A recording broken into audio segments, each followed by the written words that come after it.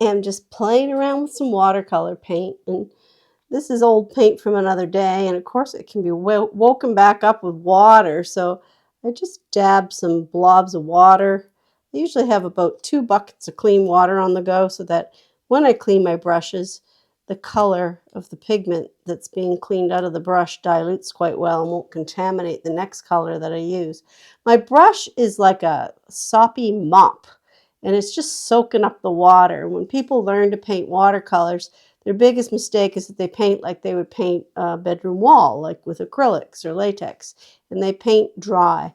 And I always say, you're pushing around a puddle of water, so it should look sloshy and wet, and you just always see this wet puddle going on the paper. And if you push it out to be completely dry, you get a totally different look, and you start to hear a scratchy noise. And I always say, dip back in your water again, dip back in your color or your clear water bucket. Of course, any color that you do, the traditional watercolors is a see-through look, like a stained glass window.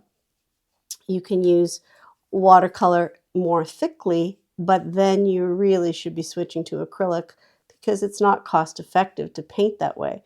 Watercolors are like making colored icing. You've got your pigment that you're adding to the water, and coloring the water is what's going on. So that sloshy wet mop keeps sopping up big amounts of water to push around the page. And that is what is my number one lesson about getting started with watercolors. Just playing with them and making shapes and patterns and learning how much liquid to have on your brush is key. And having your paints ready first. Everything dries really quickly, so having several squirts, and I only ever squirt the smallest amount, like half my pinky fingernail worth of pigment, and the rest is a puddle of water. So that allows me to use what is in front of me, and can add more if need be. And unlike acrylics, when it dries up overnight or in an hour, you can go back and wake it up with more water. So you're never wasteful with your watercolor paint.